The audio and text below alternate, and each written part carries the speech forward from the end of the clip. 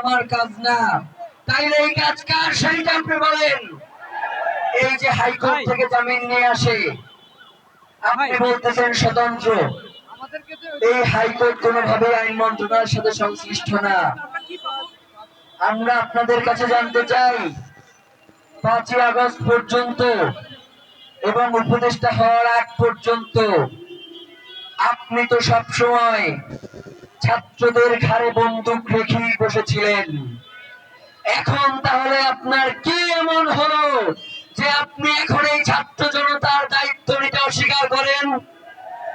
ইতিপূর্বেও আপনাকে বিভিন্ন ভাবে আমরা জানিয়েছি, আমরা আপনাকে বলেছি যে আপনি কিন্তু কোনোভাবেই এই দায় এড়াতে পারেন না।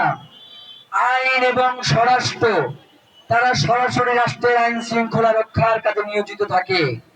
এই জায়গায় দায় এড়াবার কোনো সুযোগ নাই।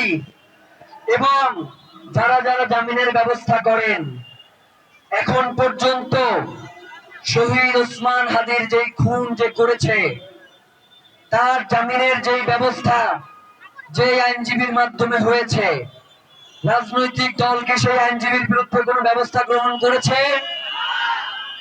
ওসমান হাদিকে টকশোতে গিয়ে যে গিনিপিগ বলেছে, রাজনৈতিক দলকে তার বিরুদ্ধে কোনো ব্যবস্থা গ্রহণ করেছে? রাজনৈতিক দলকে তাকে বহিষ্কার করেছে?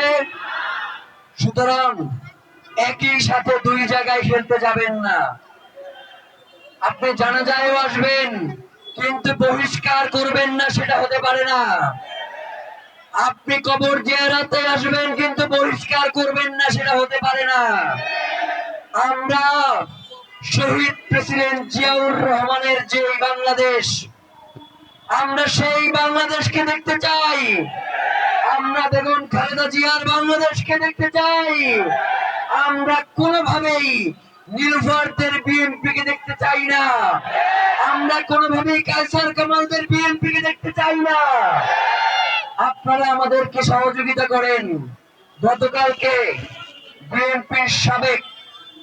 বিএনপির সাবেক মহাসচিব যিনি ছিলেন, তার পুত্রবধূ এবং পুত্র দুইজনেই আসছিলেন।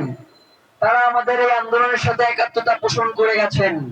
আমরা তো এমন বিএনপিকে ধারণ করি।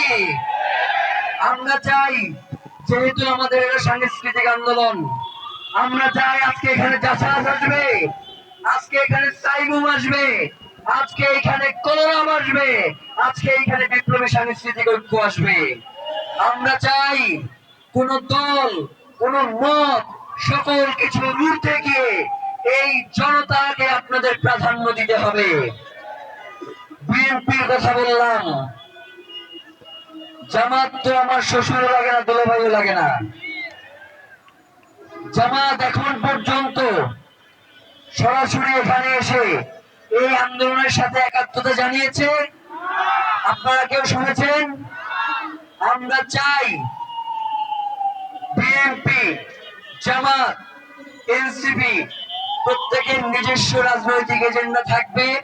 আপনারা আপনাদের রাজনীতি করবেন, সব ঠিক আছে, কিন্তু এই জনগণ তো আপনাদেরকেও হাদি হত্যার বিচারের জন্য পাশে যায়।